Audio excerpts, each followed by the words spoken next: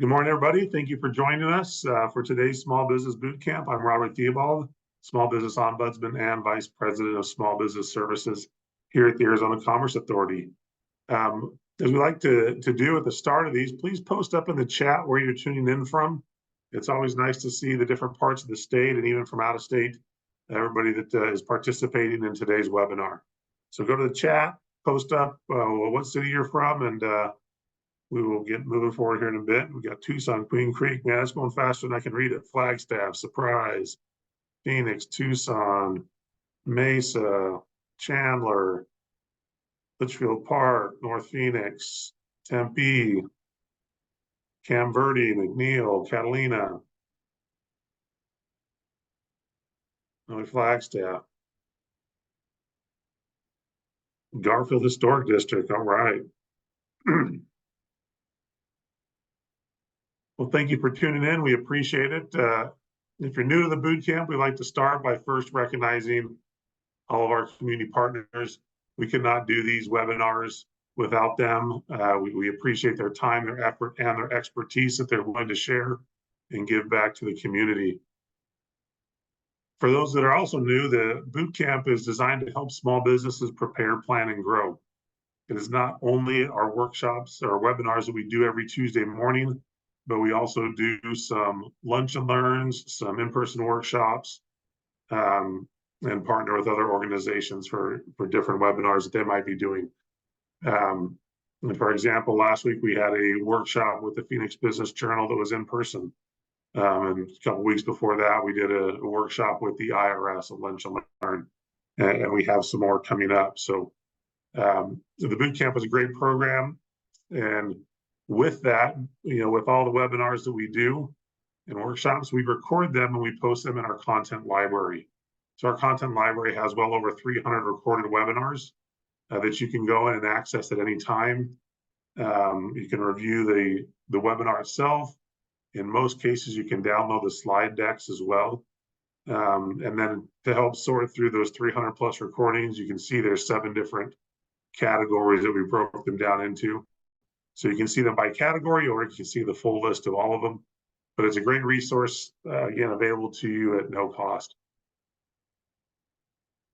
The ACA also has a number of other programs to help support small businesses, such as a career readiness credential, the Arizona Innovation Challenge, Arizona MEP Manufacturing Extension Partnership, the Arizona State Trade Expansion Program for all those looking to export your goods and services, Arizona at Work can help you with finding employees for your business, and then our small business services team that I oversee here with the programming that we provide. So you can find more information about all those programs and more programs on our website at azcommerce.com/programs, or just go to azcommerce.com, and on the top you'll see a little tab off to the top right that says programs. You can access them there. One program we like to talk about, and you can scan that QR code, it'll take you to it, is our small business checklist. And this is an online interactive tool or resource that helps businesses that are getting started or those looking to expand understand the commonly requested licensing, registration, and compliance requirements at the local, state, and federal levels. You can also find other information in there to help support starting your business. It is an amazing resource, and there's no cost to access that as well. It's just a tool that we have on our website. With that, we have some updates we want to share throughout the state. You may hear about the Moonshot Rural Pitch Competition. There's going to be 16 different cities throughout Arizona that will be participating or hosting one of these pitch competitions. So you can check out their website on that. We'll post that in the chat. But we encourage you to participate. If you're in one of those areas, it's a great opportunity to practice your business pitch, maybe win some prizes, or even win a trip to the state finals that will be in Cottonwood later this year. And then also we have the Impact AZ Accelerator. This is designed to aid Black and minority-owned businesses with contracting. It's a very in-depth program. It is run by ThinkZilla and the team over there.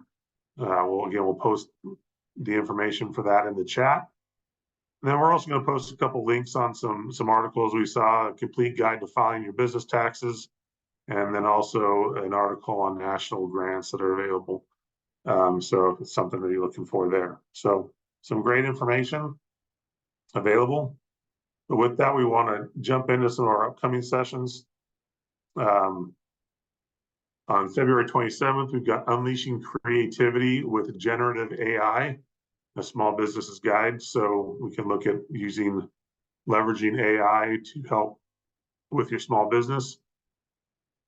Then March 5th, we have Understanding Inbound Marketing and Bringing Value to Your Digital Marketing Programs. And then for those looking to start, or just to understand better some of the process that you may have already started, but maybe not know what you don't know, we have our ABCs of starting your own business. So that's a great program. We're doing that in partnership with SCORE. But with that, we want to jump into today's session, and we're excited to have with us again Brian Burt from Snell Wilmer. Brian is extremely experienced with entrepreneurs and startup businesses and small businesses. And this is a webinar that we love to do. We do it sometimes twice a year because the content changes a little bit, but it's so informative. And we're glad to have all of you with us. This is one of my favorite sessions, and I love to hear his stories. So Brian, with that, I'm going to stop sharing and turn it over to you. And while Brian's getting the screen set up, please post your questions in the Q&A at the bottom of your screen. We were able to track the questions better and try to get to them as efficiently as possible that way, and so they don't get lost within the chat area. So again, Brian, it's all yours. All right, thanks, Robert. Let me throw up the presentation here. All right, can you see that? Yep, there it goes. Well, thanks for everyone for attending today's program. Excited to be back with the AZ Commerce Authority. Appreciate the opportunity. We're going to talk today about how to avoid the top 10 legal mistakes that can destroy your business. Just a brief snippet about the firm for those who might not be as familiar. We've got about 500 lawyers in our 16 offices, about 200 of which in Phoenix. We just moved recently to our new Cityscape office. So if you're in Phoenix or stop downtown, would welcome you to stop in and say hello. We're a true full service firm. So all the resources you might need to start, grow, and sell your business. A lot more information available on the website. And my role here at the firm is to head up our firm's emerging business group. So I spend my days working with entrepreneurs throughout the life cycle, whether you're just getting started or been around for 20 or 30 years, help companies do all sorts of stuff on the business side, from forming companies, raising capital, selling them, and kind of everything in between. Former entrepreneur myself, so I've been in your seat and kind of try to bring that perspective to these presentations. So with that, we'll jump right in. Just a couple of quick notes.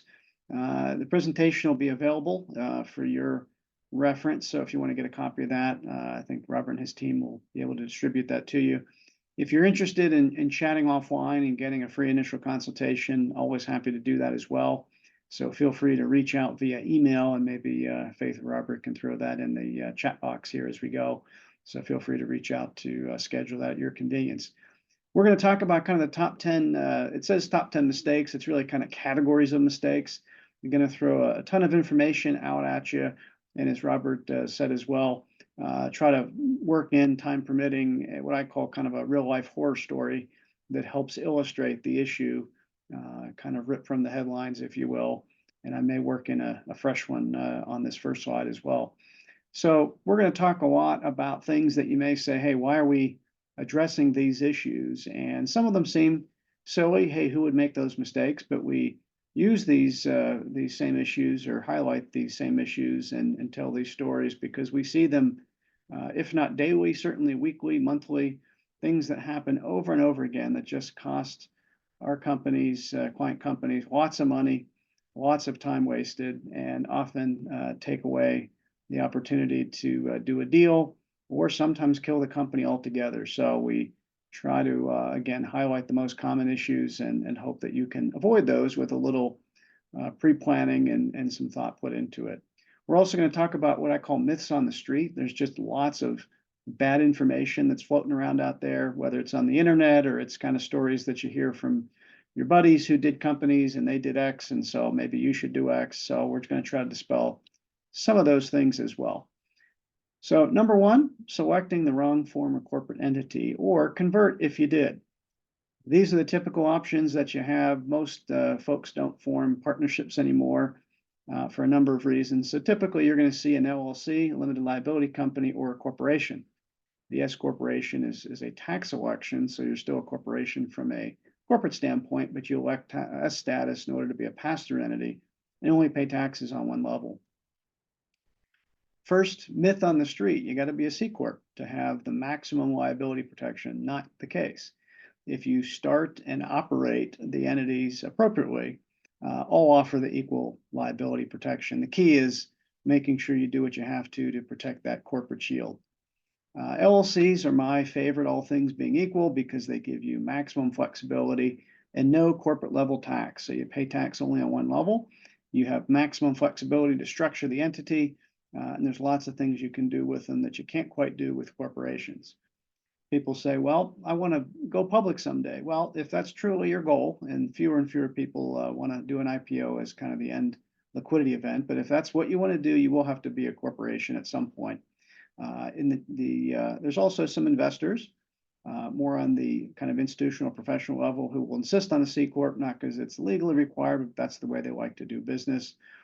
Sometimes, there will be some other regulatory requirements to be a corporation, but putting all those aside, I'm a big fan of starting out in the LLC, giving yourself maximum flexibility to kind of chart your path. And if and when you need to convert, there's ways to do that, and do so on a way that's not going to necessarily create any taxing impacts for you.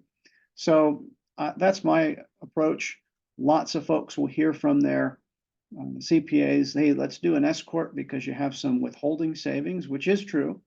But when you put yourself in that structure, there's a lot of things that you can't do. Typically, you can't raise capital because you can't have entities own the S corp. And there's lots of rules that people aren't aware of. And we just encountered this in the last day, where folks did some things unknowing that those ways of structuring the company and taking a loan and giving out some warrants and some other things could trigger the S corp status to be blown and find themselves in a C corp. So what happens if you end up in a C corp? Well, the historic lesson I have at the bottom there is one that we've seen a while back, but the new one I think is equally powerful. This company is contemplating a potential sale in the not too distant future. Could be 50, 60, $70 million exit. Pretty nice payday for the owner. The difference between being in a S corp, which they think they were, and hopefully there's a way to work through the issue we've identified, would be great. Whether you sell in a stock deal, asset deal, you still get typically the same treatment. Again, just one layer of tax at the owner level. However, having taken some steps that they weren't clear on and that may have killed the S corp status, may find themselves in a C corp. Still may be able to avoid the issue if they sell in an equity deal, but that's much less likely in a sale context than selling your assets. So if that were to be the case, you're looking at millions of dollars of extra tax that will be levied at the time of sale and that the owner did not anticipate paying. So a huge difference. And as your company increases in value, as you grow bigger, all of these problems get bigger as well. It's not a kind of a fine wine that ages and gets better over time. All the issues we'll be talking about pretty much in every category only get worse as things go on. So if you're listening to the program and you say, hey, I may be in a form of entity that maybe not work for me long term, or I wasn't aware that there's certain restrictions on the S corp. I really wasn't paying attention to those, and I may have done something to jeopardize that. Always a good time to have a consultation and figure out whether what you've got in place is going to make sense for the long term. Not protecting your corporate shield. So just filing your articles, whether you're in Arizona or some other state, you filed in Delaware perhaps, does that do enough to guarantee personal asset protection? Well, the fancy name that we call it is piercing the corporate veil. It's really just means protecting your corporate shield. And is filing those articles enough? Well, it isn't. Most people think that's the case and don't do any of the other stuff that would help put that shield in place. They'll only know about it when a creditor or some other person comes up, takes some action to bring a claim against the company, and then they find out a little too late that they don't have the shield they thought they did.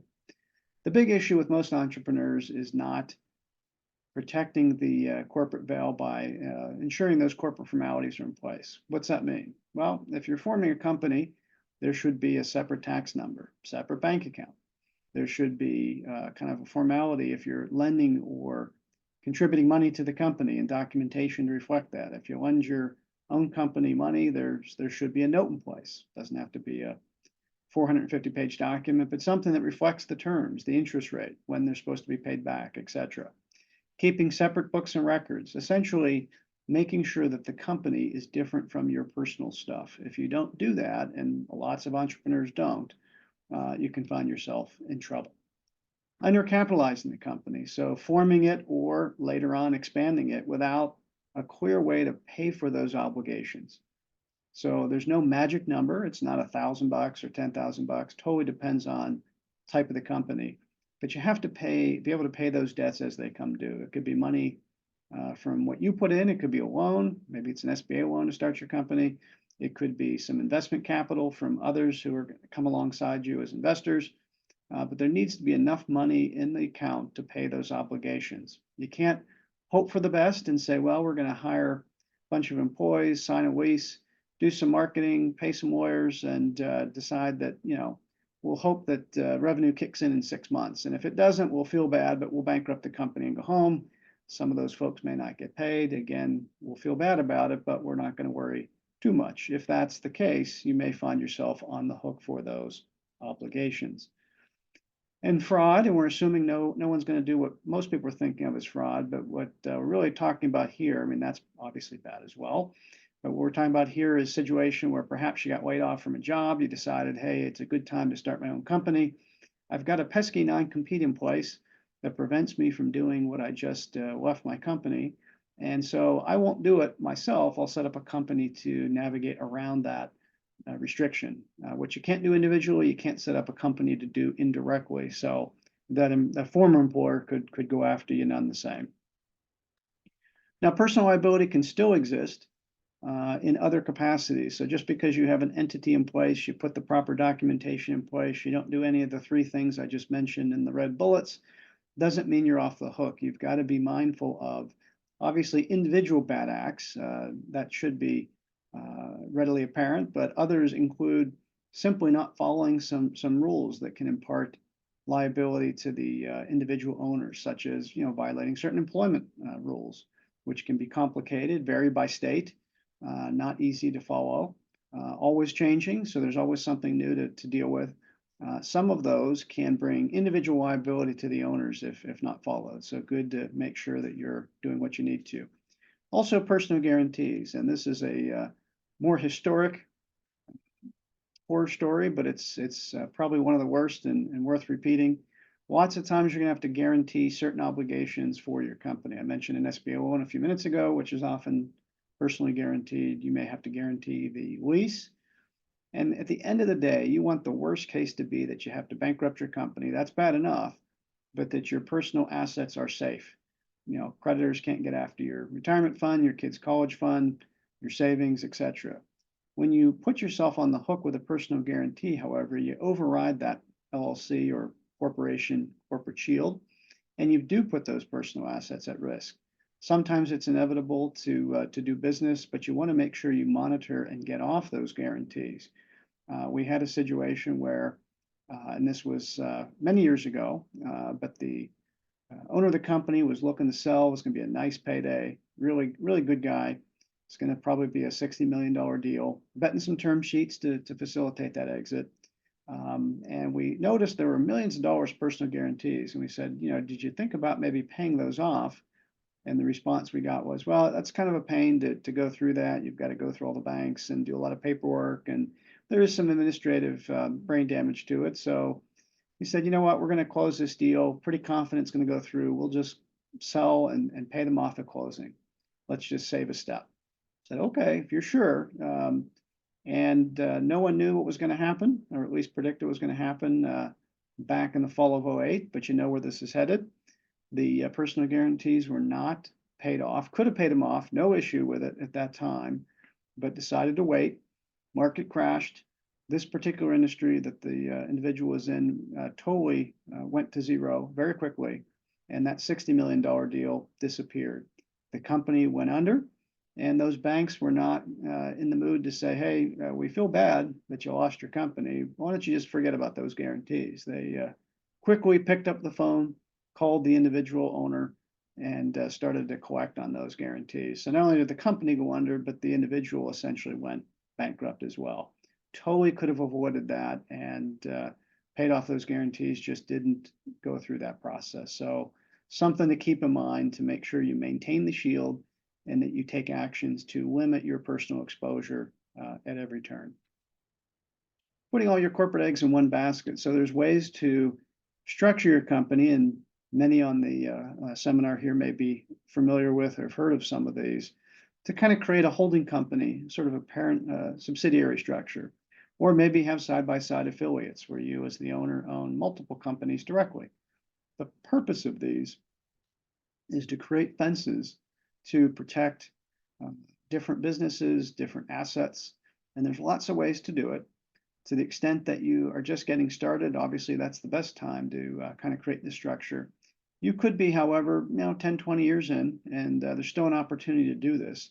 The key is to do it when there are not active claims out there. So once someone's filed a lawsuit, and depending on the size, if it's pretty minor, it might not be a big deal. But if it's more substantive, it's going to kind of put the brakes on your ability to do this. So if things are kind of calm here at the beginning of the year, it may be a time to think through that.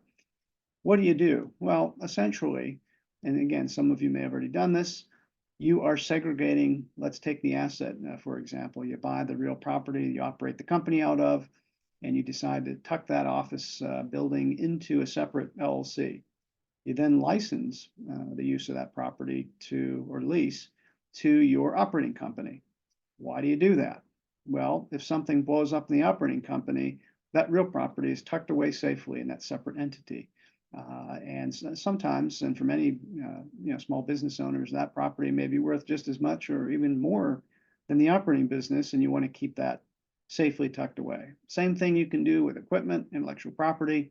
You can also create a separate company to run a different line of business. Perhaps one line is a lot riskier, a lot more potential for claims than your existing line of business, so you separate the two.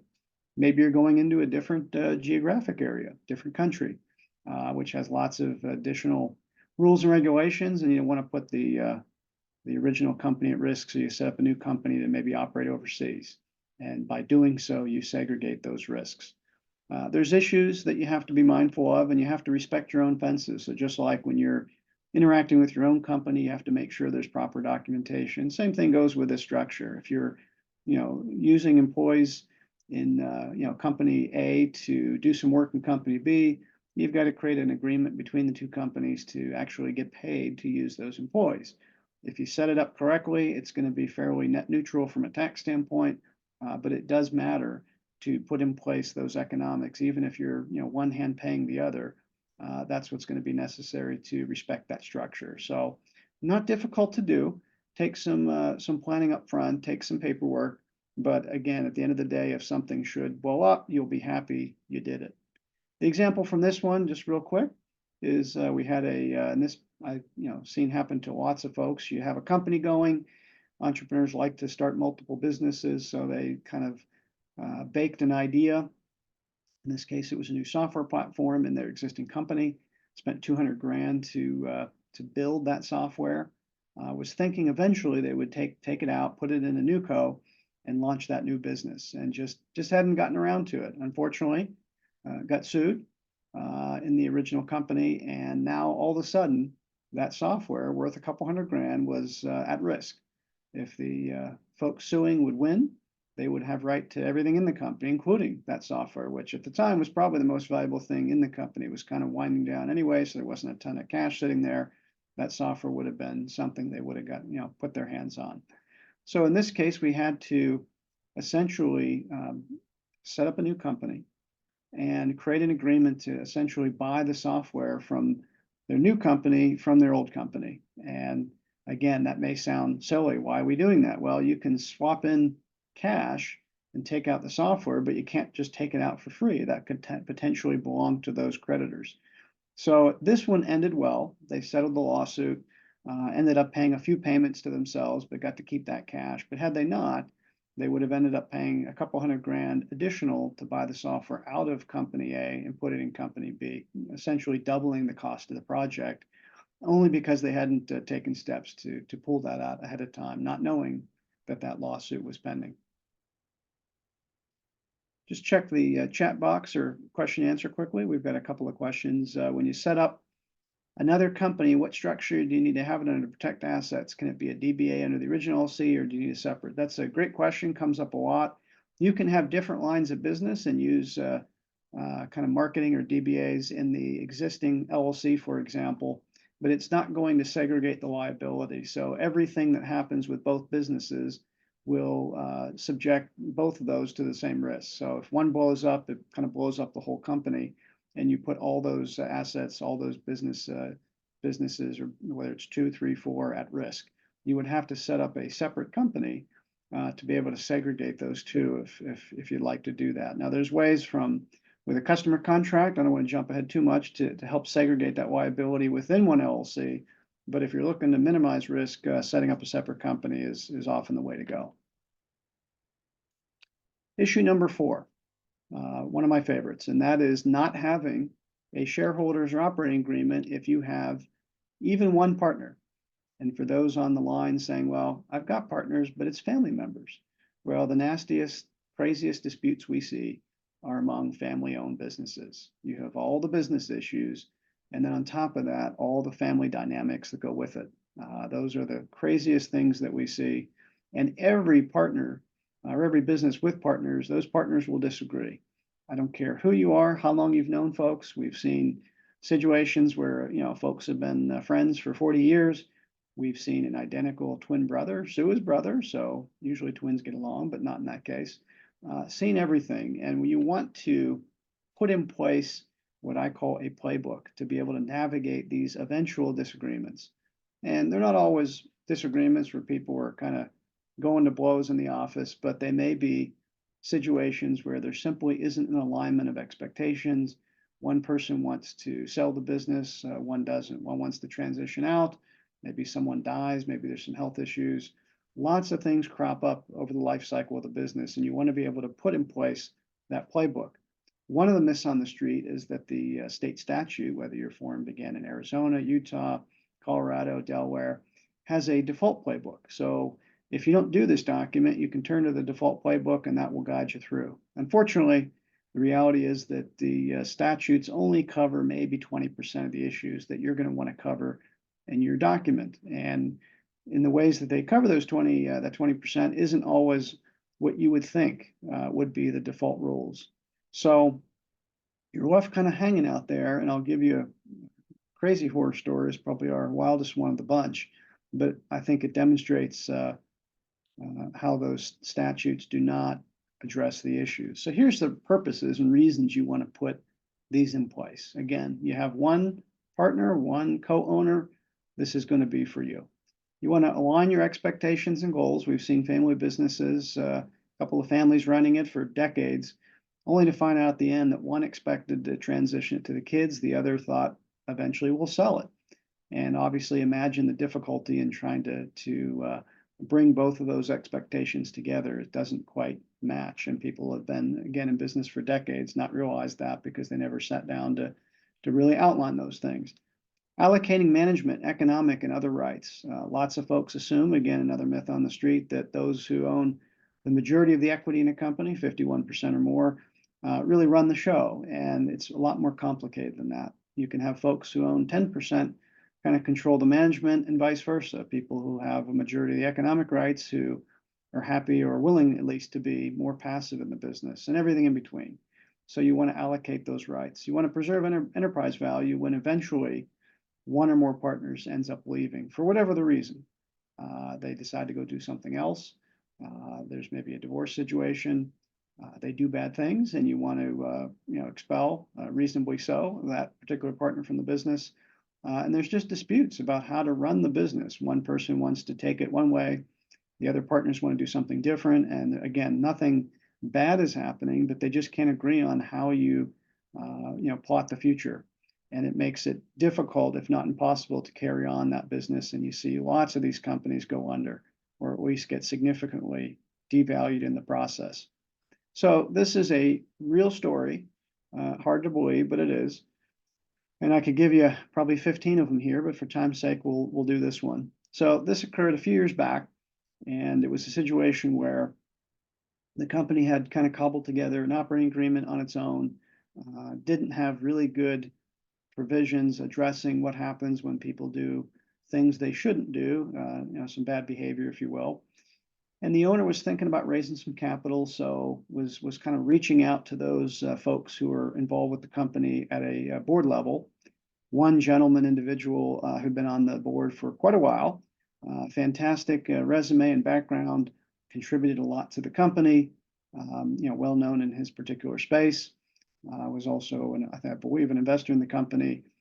And the owner reached out to him because they were, again, getting ready to kick off a capital raise and wanted that individual to help provide some advice and participate. And couldn't find him.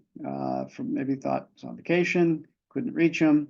It's kind of odd because the individual typically got back to our client pretty quickly. And for whatever reason, he thought, hey, maybe he's moved or something. I'll Google him and see, if I can figure out what's going on. And was pretty shocked to see when he did that the individual, not sure what happened, but decided that he would go and attempt to take out his ex-wife and his ex-partner. Fortunately, no one got killed. The ex-wife's brother was in, I guess, her house at the time, ended up shooting that person. He survived, but obviously the bad guy is going away for quite a long time.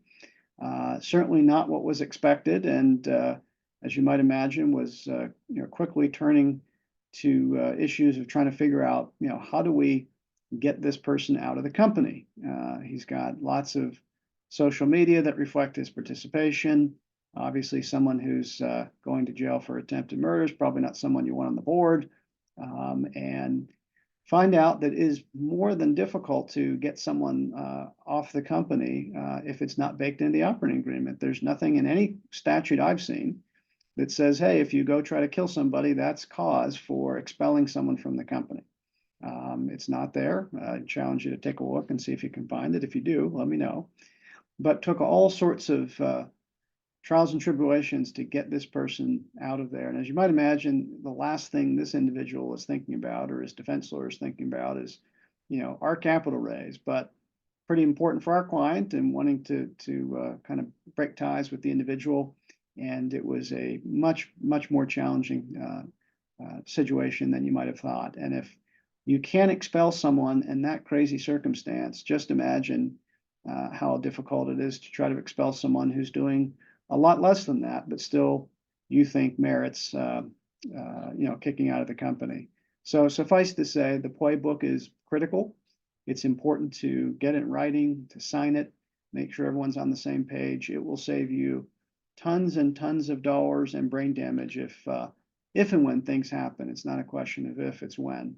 And typically I say to folks, if you put that first call in and you say, hey, I didn't do this, but we've got an issue, it'll end up costing you at least as much as it would have to do the agreement on the front end, if not 10 or 20 or 100 times more than it would have to work through those issues. So can't encourage you enough to put this in place. This literally comes up weekly, and we've just had clients in the last 90 days, 80 days, spend tens of thousands of dollars fighting with their partners that they didn't need to spend had they got the agreement in place. In one case, they had 2 draft agreements, but folks couldn't agree on it, so they never signed them. Number 5, raising capital. So this and the partnership agreement are probably the top 2 where we see folks make mistakes. And the entrepreneurial culture we have here in Phoenix, which is great for starting and growing businesses, oftentimes makes it such that people really don't pay as close attention to these rules as they should. Some don't know about them, some know they're out there, but they look pretty complex, so they decide not to pay attention to them. Others know they exist and they know what they are and just decide to ignore them. And there's really two areas where you never want to cut corners. One is with the IRS and paying your taxes. Two is when you're dealing with the federal and state securities regulators. When you are going out to raise capital for your company, when you start to have conversations, that's when these rules are triggered. So whether you send out an email, you have a meeting with somebody, you do an article for a newspaper, you put up a website, those are things that will trigger your participation in these rules. And before you do that, you need to have a path to be able to do this legally. The good news is that there's new paths available. So you might, based on those factors you see on the screen, might be eligible to participate in 2 or 3 different what we call exemptions to make your way through and raise those dollars based on not just what's available, but what's most likely to yield success for you. You pick a path. And once you pick a path, you have to follow the rules that govern that path. And those rules relate to how you can solicit folks, what type of documentation you have to put in place, how you vet the investors, etc. The rules are easy to follow if you engage good counsel who can guide you through that as pain-free as possible. But like with lots of the topics, there are tons of myths on the street related to raising capital. The big one we see quite a bit is what we call the finder. These are folks who say, hey, I've got a large group of contacts, and if you pay me a cut of the action, percentage of what I help you raise, I'll go help bring in dollars for you. Unless they're a licensed broker-dealer, it's illegal, gets them in trouble, gets you in trouble. And to make it even more interesting, the SEC had put out some proposed changes that would allow for this finder concept to be put in place, regulated, and allowed to operate in a fairly limited space. Unfortunately, those rules never got adopted, but now people think even more than ever that there's a legal path to do that, and there isn't. Those rules remain outstanding. If the company doesn't do it the right way, the punchline is it's a felony. Not a good thing to staple to your entrepreneurial resume, and it really is life-changing. We see folks doing lots and lots of entrepreneurial activities, raising lots of capital, again, not knowing the rules exist. Quick story on this one. I want to make sure we get through everything, so go a little quickly, but we have folks who often come up after the program and say, hey, I've been raising capital. Oftentimes it's in the real estate space here in Phoenix, which is pretty popular. Hey, I've been flipping homes or investing in commercial properties, didn't know these rules existed. One such incident occurred a while back. After the program, someone said, hey, I've been doing this for 10 years. Didn't know the rules exist. I've clearly not followed them. No issues so far. So I'd like to come in and see how we can do it the right way going forward. So we meet with this individual, and he's given some homework, send him on his way, calls me up, wants to meet again, brings 2 buddies with him. Apparently he did not want to do the homework, so he brought some friends to, I guess, share the load. Give him the homework again. He goes off, calls a 3rd time, and the time elapsed between the seminar and when he called the 3rd time was probably 6, 7, 8 months. It was not a long period of time. And he said, I've got to meet with you urgently. I said, great, you got the homework done. Not quite. So he was on his 3rd notice, which was the first mistake. You want to address it on the first notice, but he's on his 3rd notice, criminal investigation from the Arizona Securities Commission. And someone had turned him in, and we won't know what happened because he left the state. It didn't take much to get him on the radar. Typically, if you're doing things that are kind of small, companies, small capital raise, et cetera, you may not make the radar at the federal level, but you certainly pretty easy to get on the radar at the local level, at the state level. And he did that. Again, someone turned him in, wasn't happy about what happened in that, one of those offerings that he had conducted over the 10-year span. And again, left Arizona, never to be seen again. Google him once in a while to see what happened. And we were going to try to see if we could help, but it didn't show up. And again, kind of a life-changing event. Lots and lots of stories. If you read Business Journal, you read the Republic, you'll see at least once a week, there's folks that are getting convicted of these types of things. And it doesn't take a whole lot to run afoul of the rules. So I encourage you, if you're thinking about going down the capital raising path, please get good guidance. We do, and we'll talk about it at the very end. We'll show some upcoming seminars. Lots of these topics, this one included, do quite a bit of. So you can get a standalone program that can guide you through that probably in the next 30, 60 days. Failing to protect your IP. Everybody's got it, and folks who think that it's not applicable to them end up missing the mark. People assume, hey, if I don't have a patented widget, I don't need to worry about these things. Not the case. Everybody has some IP, whether it's a patented widget or it's just the trademark that will be, kind of your name, your logo, etc., that may be the core value of the business to differentiate you from all the other people who sell similar products or services. Could be some trade secrets, proprietary formula that you want to keep secret. You have to confirm you own it and then go and take steps to protect it.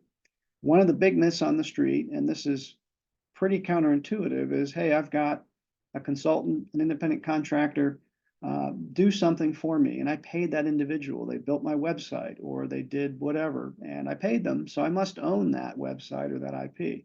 That's not how the law works. It defaults to the individual owning it as opposed to employees, where you typically default to the employer owning it. And so you may find out that you don't own the stuff that you thought you did, even though you paid for it. Doesn't take much to facilitate the assignment of that IP to the company, but there's got to be some magic language in place to do it. It can happen in a few sentences. It doesn't take pages and pages, but really critical to making sure you own what you think you do. And then taking steps to protect it. There's ways to obviously file for a patent, file for trademarks. Those are dollars well spent. If you're going to build your brand and protect your intellectual property, there's obviously confidentiality and assignment of invention agreements. And then there's the controversial kind of non-compete, non-solicit.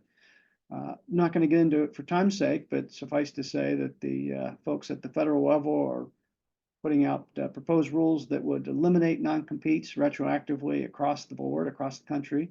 That has not been finalized quite yet, and obviously lots of folks, lots of business owners, you included, may be hoping that doesn't happen. I think it's going to be a pretty unfortunate day if it does, but we'll see. There are some states like California that already ban them. And so people navigate whether they hire folks there, do they stick with hiring in Arizona, where we still do enforce these restrictive covenants, at least through today. So figure out, again, depending on how things shake out at the federal level, what you can do to protect yourself from rogue employees who go off and decide they want to take your stuff or they want to compete. Again, have to see where it all lands from a legal standpoint, but that can be a huge barrier to seeing your intellectual property run out the door. And for those saying, hey, I've got a great team, no one's ever going to do that. I've got my key people, they're loyal to me.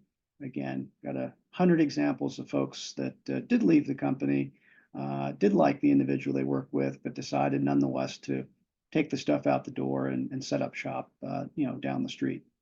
So a quick lesson learned here was a company that was looking to sell decided to outsource the creation of all their trademarks. Those trademarks were the core value of the company. They sold fairly generic products, but it was these trade names that made the difference. That's why people identified those products with this company. It's a big reason why they bought the products. Lots of you may fall into the space where, again, you're not selling anything novel.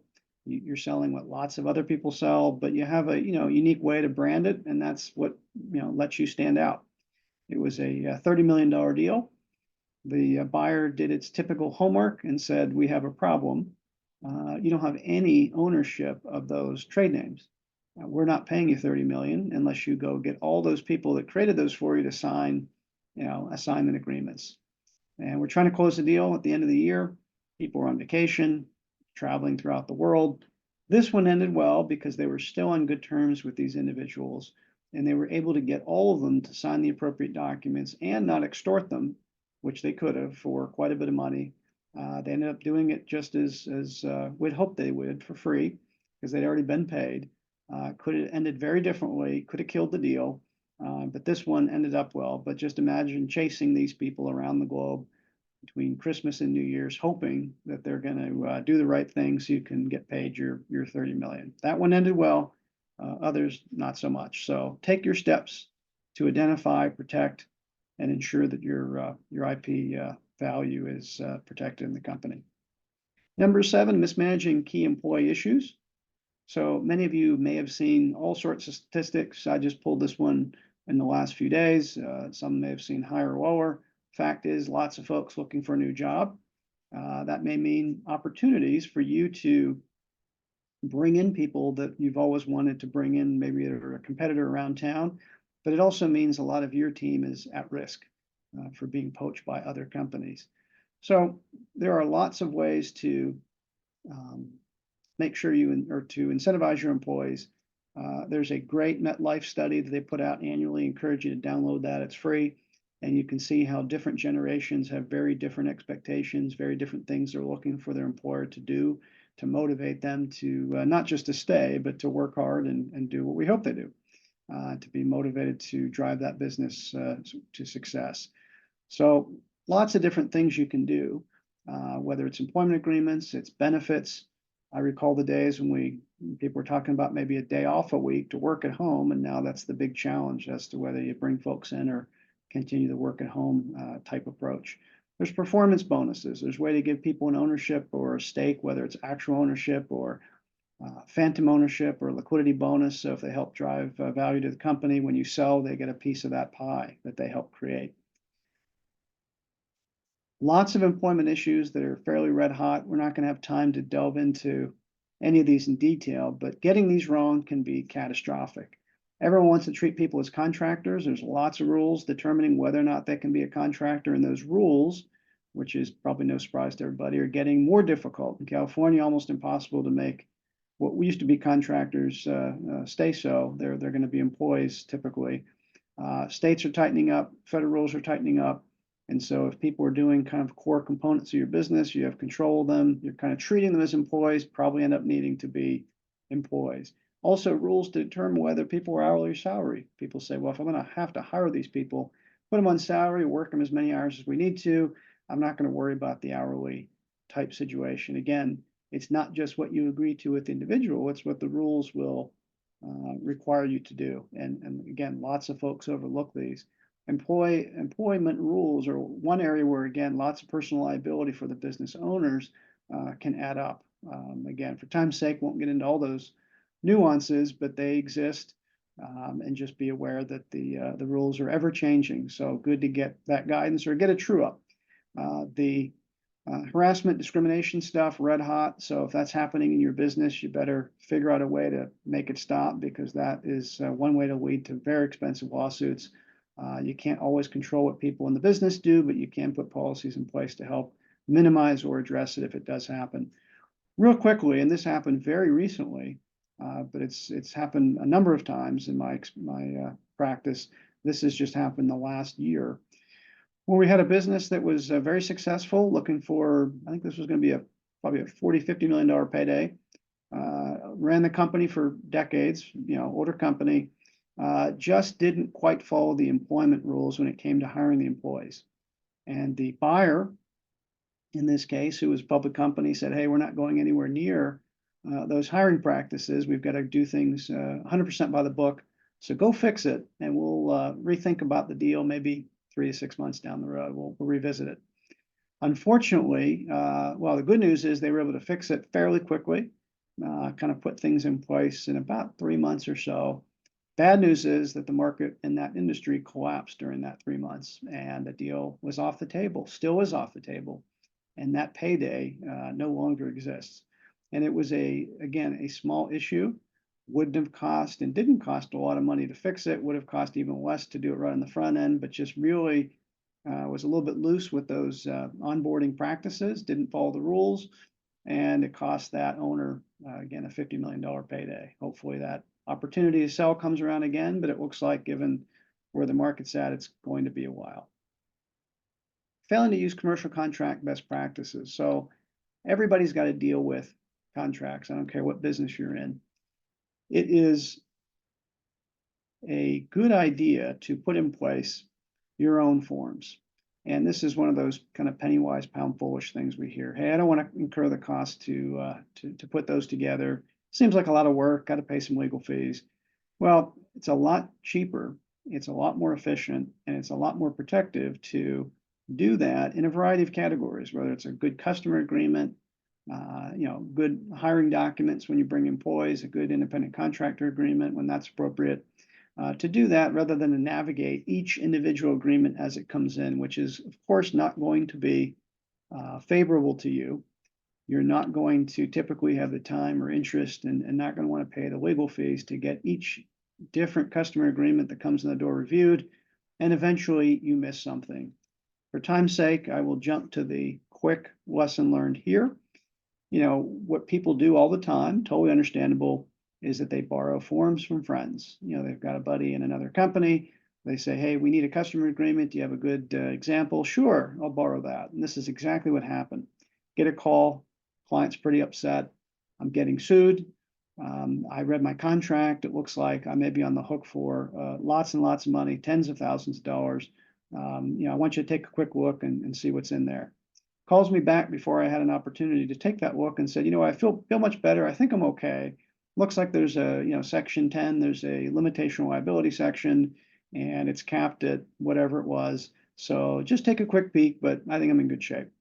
So I look at the agreement, call the individual back, say, well, I got some bad news. There is a damage cap in there, but it does not apply to you at all. What do you mean? I saw that in that section. Seems pretty clear. I said, yeah, it's clear, but the customer is the one with the cap, not you. You're the one selling the products. Well, what do you mean? I got this from my buddy. He said it, had a lawyer prepare it. It was in good shape. I said, yeah, well, what side of the transaction was your buddy on? And then the light bulb went off and he said, well, yeah, I guess he got this for a situation where he was the customer, had put it together from that standpoint, not for the party selling the goods and services. So he had picked up a form and it did a great job of protecting the other side. Obviously, no protection whatsoever for him as the seller. And so obviously had to face quite a bit of damages in that situation. I forget what the ultimate settlement was, but paid 10 or 15 or 20 times what he could have saved by just putting an appropriate clause in there. And there's lots of these little things that are out there that people don't even realize can add up to significant liability. One we see all the time these days is relates to data breach. Lots of companies getting hit. You may have gotten hit with your own maybe credit card got stolen or the number got stolen. And these claims can be catastrophic, can take down a small company with kind of one claim. And people are putting into, could be a sentence that says, hey, I'm agreeing that if there's any kind of data breach and it compromises the information I got from you, Mr. Customer, we'll stand behind that. It sounds fair, sounds reasonable. And if it's not kind of coupled with other provisions like a cap on what damages you might be on the hook for, it can put you out of business fairly quickly because these things happen, unfortunately. You often can't control it. It's nothing you did. It's a bad actor got in and breached a database that maybe you're using or maybe a third party is using that's helping you process payments or do whatever. You agree to it, not thinking it's a big deal. You find out the hard way that it ends up costing you lots of money, if not the company. So for those who've been involved in arbitration or litigation, you know that you don't want to do that again. And we're running low on time, so I'm going to just hit this quickly. You want to make sure that you understand, train folks on your team to identify the causes of litigation. There's some obvious causes, and then there's ones you might not be thinking of. Kind of put a little list on the screen, not all inclusive. The one I like to focus on most often is doing business with unethical people. In today's internet age, there's no reason you can't do your homework and figure out who you're getting into bed with, whether it's a customer, it's an employee, it's a vendor, and whether they play by the rules or not. And if they don't, think twice about engaging that company or individual and figure out how to, with the strategies we've got on the screen, to reduce your exposure. And again, I think the takeaway, pretty simple. The party on the other side may be behaving in a completely irrational manner. See this all the time. It's what keeps our litigators paying for their kids' college and packing away dollars in their retirement fund. And we see people who are smart folks, but get really emotionally involved in a dispute and end up spending, in some cases, multiples of what the damages were. They may have been harmed to the tune of 10 grand, and some people will spend 100 grand fighting about the 10 grand, and it makes absolutely no sense. And as you on the receiving end of that lawsuit think, why on earth is this person doing this? Can we just pay them maybe 5 grand or 6 grand, maybe the full 10 grand, and they'll go away? And they don't. And there's a lot of, again, emotion involved. A lot of people get invested in these disputes, and so you can't assume there's kind of rationality on the other side of the issue. So think about whether it's working with ethical folks, taking informed business risks. All the things we've talked about today are ways you can put in place those protections to help mitigate the risks you can control. There's lots of things you can't. And when a dispute arises, get some advice, get a reality check, spend lots of time doing that to make sure that there really is an issue. And if there is an issue, kind of what leverage or lack of leverage do you have going into it? You don't want to kind of aim the gun at the other side if it's not loaded. And we see lots of folks do that only to see the tables turned and they are at the receiving end of a lawsuit when they didn't expect that. Number 10, not planning for an eventual liquidity event. At some point, you go to sell the company, transition the company, and you have to figure out what do you want out of it. And folks assume that the multiple that their buddy got when they sold their business of maybe 10 times profits is what they're going to get, and don't realize that there is a different multiple, there's a different kind of value metric that exists in each different industry and even within the industries based on the size of that company. And so people assume they're going to get what their buddy did. They find out, and there's plenty of horror stories here. We've seen people working decades, they're in their 60s, assuming they're going to get 5 or 6 times profits when they sell the company. They plan their retirement. They find out the hard way it's a 2 times earnings multiple. They sell the company, they pay out some debt, maybe they take a nice vacation, and they're back to work. And that's a truly tragic situation that just doesn't need to happen, because you can do your homework and figure out where does your company sit, what will it likely sell for at some point, and making sure that you put in place an exit strategy that maps to the goals that you have for retirement or whatever else is that you want to do. And running your company for sale like it's for sale every day will help you, because you never know when that event is going to come. Things change, industries change, people get sick, people get tired of doing what they're doing, a competitor comes on the scene, and what may have been a liquidity event 15 years out maybe becomes something you need to take on in the next 24 months. And if you didn't plan for it, you're going to see a lot less value in that exit event than you hope for. So get a regular legal checkup. Things change. I just mentioned 2 or 3 instances, like the proposed elimination of non-competes nationally. There's employment rules changing. There's lots of things that take place. So, get a checkup every 6 or 12 months, even if you've got good forms in place, you think everything's up to speed. Always good to get that, just to make sure that what you think you have in place is truly the rules today. And if not, adjust accordingly before it comes back to bite you. So with that, just going to quick slide here with a few upcoming programs. Again, some of the things that we talked about, kind of spun out into individual seminars. You're welcome to attend. They're all virtual.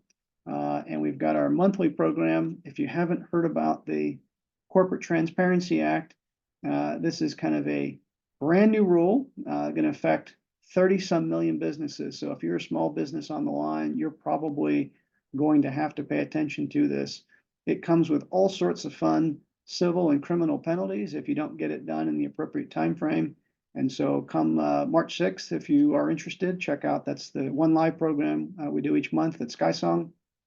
Check that out and find out what you need to do. You've got till the end of the year if your business started pre-2024. If you started a company, any company this year, you only have 90 days to comply. So again, the penalties are really significant. You want to make sure you figure out how to comply, do the appropriate filings, and go on your way there. So all my seminars posted at the website at the bottom there.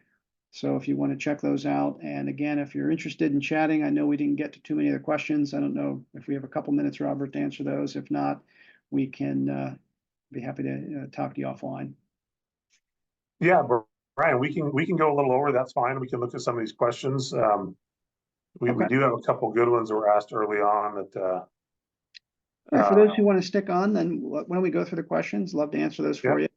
And if you have to jump off, thank you for attending. We really appreciate you joining us today. So with that, I'll jump into the ones in the Q&A box. So can you speak more to the benefits of putting personal business real estate assets in a separate LLC?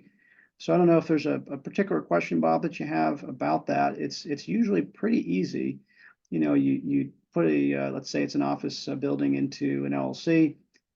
You would prepare a lease. It can be a short form lease, and you lease that property for use by your other LLC, for example, your operating company, and you pay rent.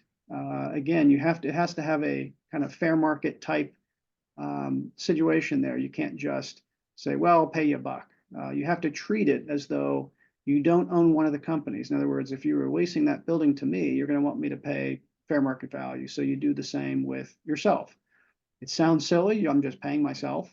But again, that's what's going to keep that corporate shield in place. If you treat the entities as separate and you treat them as though there's an economic um, kind of reality between the two. Same would go with leasing employees from one company to the other, leasing intellectual property or licensing in that case. You would typically pay some kind of a royalty or license fee. So hopefully that answers your question. Happy to delve into more detail offline if not, but that's how you want to set it up. It's as though you're leasing that building to me or Robert, and how would you expect that to be papered up and paid for? Is a playbook similar to bylaws? Sort of, right? So the bylaws are typically pretty stock, and they are not going to cover nearly all the issues that you're going to want to cover in your operating agreement, or if you're referencing bylaws, that's probably a corporation, so it'd be a stockholders agreement among the stockholders. So bylaws are a must. You want to have the articles, you want to have the bylaws, but then you also want to have that stockholders agreement to address all those other issues that won't be found in the articles or bylaws. So important, necessary, but not sufficient to round out that group of paperwork. Regarding finders, if a friend of mine seeks out colleagues who happen to be accredited investors and introduces me, I proceed to set up a meeting, present my company, all that. Is it legal? Well, it totally depends on what security exemption you're using.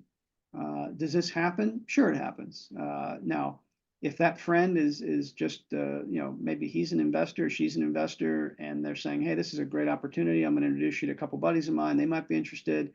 That happens all the time. Probably isn't going to put you in jail.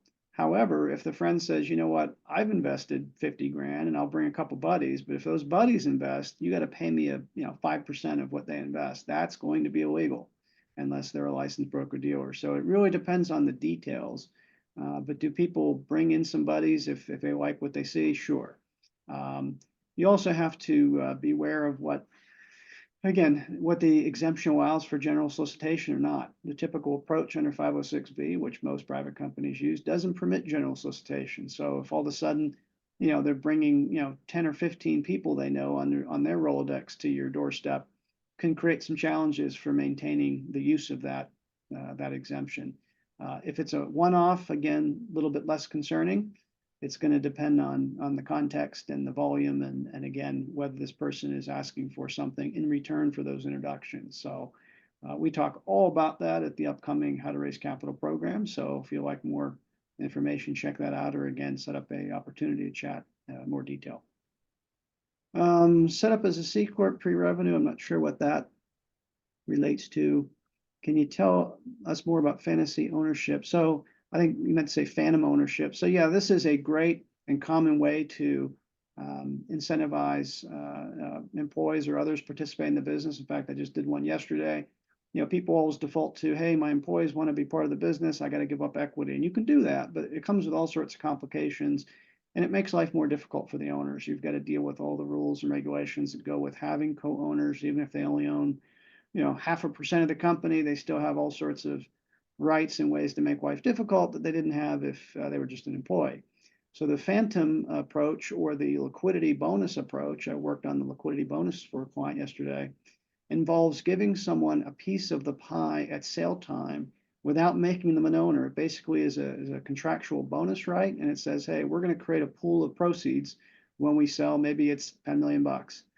And if you stick with the company and you do certain things to satisfy those performance requirements, we're going to give you a cut of that action. We'll give you a piece of that 10 million in proceeds, depending on what you did for us, how long you were with us, etc. And so it's a very nice way. There's no tax implications to you, no tax implications to them up front. It's simply a piece of a bonus plan and a promise to pay them if they do what you wanted them to do. And it can be based on time they're with the company. It can be based on meeting certain performance criteria. So you get as kind of creative as you like. And again, very easy to implement and very easy for the employee, frankly, to understand. Yeah, I'm going to help grow the company from where it is today to 10 million. I get a piece of that. Great. The question they're going to want to know, of course, is what piece do I get? But that's pretty simple concept and pretty motivating for folks who get to participate. And frankly, a lot of people don't want to deal with being actual owners and the tax issues and all the stuff that goes with it. So they're just as happy to have that bonus right. What's the best way to cost effectively get legal protection while the company does not have revenue? So I always say there's three lines of defense. One is putting an entity in place and doing all the things we talked about today to make sure that corporate shield is in there. Don't do the bad stuff that we talked about and do the things that we said you should do proactively, like the governing documents, the shareholders operating agreement, etc. So that's making sure the corporate shield's in place. Putting in place good form agreements is another layer of protection. Having a good customer agreement that limits your liability in worst case scenarios is critical. That's typically your first line of defense. Customers unhappy. What's the agreement say that they can get? Can they get their money back? Can they get a portion of their money back? What kind of damages are you on the hook for? Is there option to get a repair, replace the product they purchased as opposed to suing you? So you can control a lot of that in your customer agreement. Same thing when you enter into agreements with other third parties, whether it's employees, whether it's vendors, whether it's subcontractors, etc. You can control the narrative with your agreement. Now, they may ask you to edit it or make comments to it, but starting off with your own form, what's in there saves lots of time and energy. The other thing is to think about some insurance as well. So those kind of three lines of defense. But it is much cheaper to get your own forms and use them than it is to vet each one on an kind of as needed basis when new customers come in, you hire new people, etc. What was the app you referenced related to generation workers? Oh, so it was the MetLife kind of employment study. I forget exactly what they call it, but if you go on the MetLife site, you will see, I don't know, I think they're on the 20th, 21st year, but you can download their annual survey and it gives you just pages and pages and pages of great information. We typically quote to it a little bit and we do our how to motivate employee seminar, and it's a wealth of good stuff. So check that out. Will it add even more protection from business liability to cover personal real estate assets with a separate LLC? So sure, to the extent that you can segregate assets, operations, again, doing it strategically, you can de-risk the business as much as you like. It just depends on how much time and effort and administrative costs you want to put into it. Some people more risk tolerant maybe do less of this and they're going to put in place one entity and everything's in there. Others want to break things out into multiple, kind of a holding company structure, and find that that's a good way to do it. So it really just depends on your level of risk tolerance and how diligent you'll be in maintaining those separate entities and those separate employees, assets, etc. So what legal terms have to be on a business website? Well, you've got to have a terms of use and a privacy policy. Terms of use will kind of turn on whether you're using the website as more of a marketing piece versus you're actually doing commerce on the site. And then your privacy policy. And this is where we see folks constantly kind of borrowing, is a nice word to put it, borrowing terms of use and privacy policies from other sites that maybe do what they do. Maybe their buddy gives them what they used. Maybe there's a generic thing that came with the website. And it's really important to get these done correctly. You can do a lot with information, for example, that you collect, but if you don't put that in your privacy policy can lead to all sorts of issues. And other countries, believe it or not, are even worse than the US in terms of how they treat these issues. So you've just got to make sure that those are done correctly and they actually speak to what your business does. That generic template you found probably not going to get you from A to B and probably going to get you in trouble, and certainly won't provide the protection from a liability limitation standpoint that you're looking for if not baked in there. So appreciate all the great questions, and for those who are able to hang around, if you've got things you want to talk about offline, again, happy to do that. Please shoot me an email and set up a time to engage, and happy to chat with you. So seeing no other questions, I think we'll wrap it up for today, Robert, unless you have any final comments. Yeah, thank you, Brian. Appreciate it. One question that was on there is we did record this session. It is being recorded, and the recording will be available on our content library later today or tomorrow. So if you had to step away or you want to review part of it, you can go back and listen to that recording. And we will also have a PDF of the slide deck available for you to review, or some notes from this provided by Brian to be downloaded. So we appreciate everyone being with us. We appreciate Brian's time. Again, we love this session. There's so much great information, and we're glad that Brian showed some of those upcoming seminars. The Corporate Transparency Act is a great one. We touched on that in a special webinar session with the ACA did a few weeks ago. But there's so much information about it that it doesn't hurt to hit somebody else's and check that out, because there's lots of things that can hurt your business related to that. So I definitely encourage you to check out the one that Brian's doing coming up. So with that, we want to thank everybody for being with us today. Hope you had a great start to your week, and we hope to see you next week on our boot camp. But until then, again, have a great rest of your week, great weekend, and we will see you soon. Thank you. Thanks, everybody. Take care.